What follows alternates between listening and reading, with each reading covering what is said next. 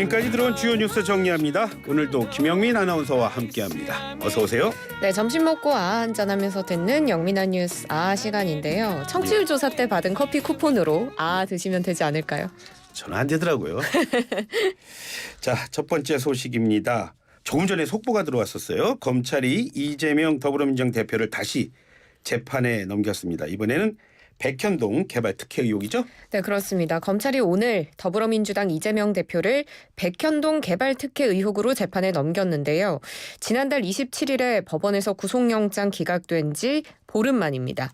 검찰은 이 대표가 성남시장이던 시절에 분당구 백현동 개발사업 과정에서 민간업자에게 특혜를 몰아줘서 총 1,356억 원의 이익 독차지하게 하고 또 사업에서 배제된 성남도시개발공사에는 최소 200억 원의 손해를 끼쳤다라고 보고 있습니다. 네.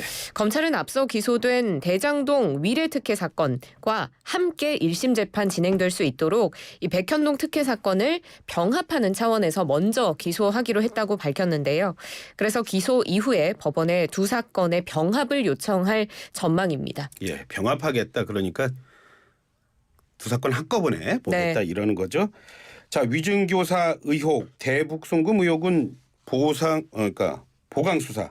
이건 좀 빠졌어요. 그렇죠? 네, 맞습니다. 보강 수사를 이어갈 계획인데요. 예. 구속영장 청구서에 쌍방울그룹 대북송금 의혹 그리고 위증교사 혐의에 대해서도 있었는데 그렇죠. 이 부분에 대해서는 관련 법리 또 보강 수사 필요성을 좀 더 종합적으로 검토해서 조속히 처리한다는 방침입니다.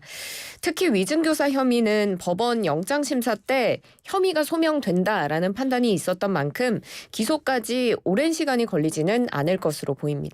예, 이번에는 내년 총선의 전초전이다. 그런 얘기까지 들었던 강서구청장 보궐선거에서 더불어민주당 후보가 이겼다는 소식 한번 정리해 볼까요? 네, 오프닝에서도 이야기를 해주셨지만 총 48.7%의 투표율을 보인 이번 서울 강서구청장 보궐선거 더불어민주당 후보가 17%포인트 차로 압승했습니다. 예. 더불어민주당 진교훈 후보가 56.52%, 국민의힘의 김태우 후보가 39.37%를 득표한 건데요. 진교훈 당선인이 당선 확정 후에 상식의 승리, 원칙의 승리, 그리고 강서구민의 위대한 승리라고 생각한다면서 구민들의 목소리에 항상 귀 기울이고 또 구민들의 눈높이에서 일하는 진짜 일꾼이 되겠다라고 당선 소감을 밝혔습니다. 예. 그리고 국민의힘의 김태우 후보는 결과에 승복하는 모습 보였는데요. 진교훈 후보에게 축하의 말을 전하며 우리 강서구의 발전을 위해서 민생 잘 챙겨달라라고 부탁했습니다. 예.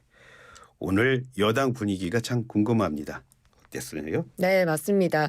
오늘 오전에 국회에서 최고위원 회의가 있었는데요. 예. 김기현 국민의힘 대표는 우리 당은 서울 강서구청장 보궐선거에서 진심을 다해 최선의 노력을 기울였지만 강서구민의 선택을 받지 못했다.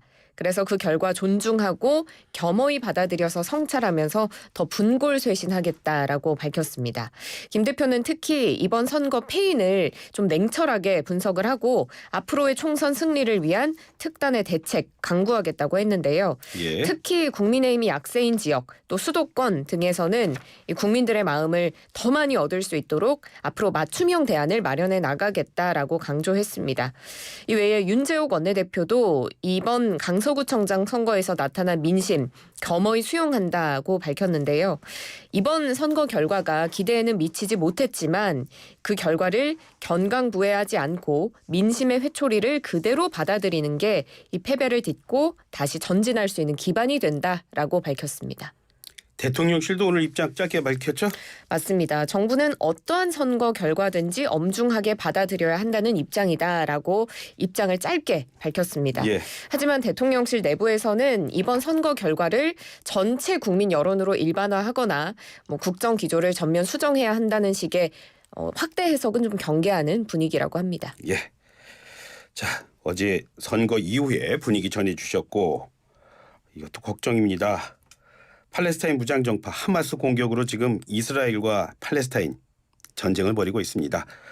이스라엘 지상군 진입이 임박했다. 그런 얘기들이 계속 나오고 있어요. 맞습니다. 하마스의 기습 공격에 맞서서 이스라엘도 공습 공격을 하고 있는데 조만간 지상군 투입을 검토하고 있는 것으로 알려집니다. 요아브 갈란트 이스라엘 국방장관이 지난 10일에 우리 군에 관한 모든 제한 해제한다. 전면적 공격 가하겠다라면서 지상군 투입을 시사했는데요. 실제로 이미 이스라엘군의 전차, 군인들은 가자지구 근처에 집결하기 시작했고요. 예. 약 30만 명 넘는 예비군도 전장으로 이동 중입니다. 지금 군사 전문가들은 이스라엘이 본격적으로 지상군을 투입하면 여러 변수가 생길 수 있기 때문에 예. 장기전이 될 수 있다. 이렇게 우려하고 있습니다.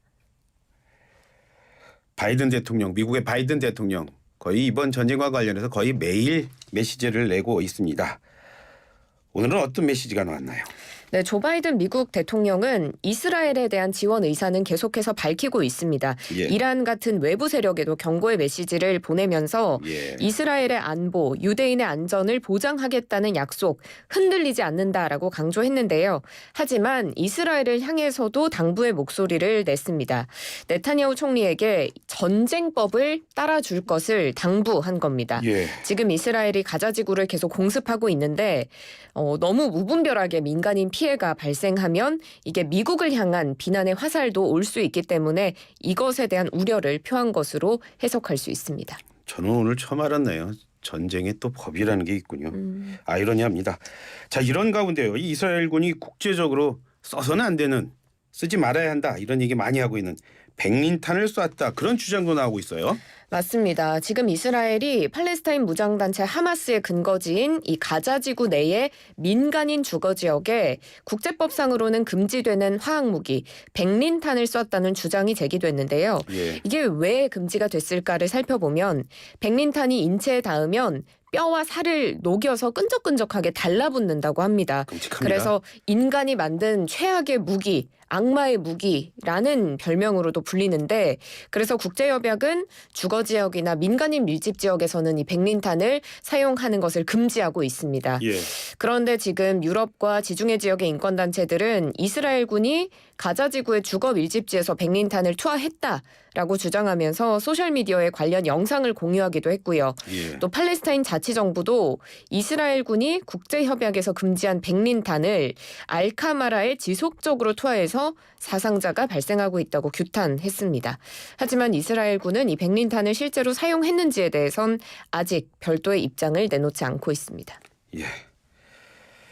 지난 대선 국면에서 이루어진 대장동 사건 관련 허위 보도 의혹을 수사하고 있는 검찰이요. 더불어민주당 김병욱 의원 보좌관에 대한 압수수색에 나섰다고요? 맞습니다. 서울중앙지검 대선 개입 여론조작 사건 특별수사팀이 오늘 오전에 더불어민주당 김병욱 의원 보좌관, 최모 씨의 국회 사무실, 주거지 등 4곳에 대한 압수수색에 나섰습니다. 이뿐 아니라 언론사의 리포액트, 언론사인 리포액트 사무실과 또 이를 운영하는 허모 기자의 주거지도 이번 압수수색 대상에 포함됐습니다. 검찰은 이번에 왜 이렇게 압수수색을 하고 있는 거죠? 네, 검찰은 보좌관 최 씨 그리고 기자 허 씨가 같이 공모했다고 보고 있습니다. 예. 대선을 앞둔 지난해 3월 1일에 윤 대통령이 검사 시절에 이 부산저축은행 사건 수사할 때 대장동 브로커인 조의형 씨를 의도적으로 봐줬다 이런 주장을 뒷받침하는 취지의 보도를 했다 이렇게 검찰은 의심하고 있는데요. 예. 검찰은 압수수색을 통해서 확보한 압수물 분석해서 조만간 관련자 소환 조사에 나설 방침입니다. 예. 마지막 소식입니다. 과학 유튜버 궤도라는 분인가 봐요. 예, 공공기관에 근무하면서 공무원 겸직 금지 그 규정을 어겼다. 이게 좀 말이 많더라고요. 네, 사실 저는 본업이 유튜버이신 줄 알았는데 그게 아니라 이제 겸직이었다고 합니다. 예. 최근에 또 넷플릭스에도 출연을 하면서 많은 인기를 얻고 있는 과학 유튜버인데요. 예. 이 궤도 씨가 과학기술정보통신부의 산하기관인 한국과학창의재단의 직원으로 근무를 하면서 예. 다양한 공무원 겸직 금지 규정 어기고 수년 동안 유튜브, 강연 등을 통해서 돈을 번 것으로 드러났습니다. 예. 어제 감사원이 출연 출자기관 경영관리 실태 보고서 발표했는데요. 여기에 보면 우선 궤도는 2015년부터 지난해 12월까지 유튜브 출연, 기고, 저술 등을 통해서 정부기관 겸직 규정 어겼습니다. 그런데 이 재단 측도 사실 유튜브 관련 규정을 지난해 7월에야 갖춘 것으로 알려졌습니다. 예. 그래서 직원의 외부 활동 관리 부실했던 것 아니냐 이런 지적 피할 수 없을 것으로 보이고요. 그런데 지난해 7월에 규정이 생겼는데 궤도는 규정이 생긴 후인 2022년 하반기에도 8차례 외부 강의를 하면서 규정 금액보다 880만 원을 더 받은 것으로 드러났습니다. 예. 해당 유튜버 사직서냈다고요? 맞습니다. 감사원은 이번 감사 결과 바탕으로 궤도에 대한 정직 처분 통보했고 재단은 이에 따르기로 했습니다. 또 궤도의 징계 수위는 자체 감사를 통해서 결정될 예정인데요. 지금 궤도 측은 이 규정에 대해서 잘 몰랐다라는 입장입니다.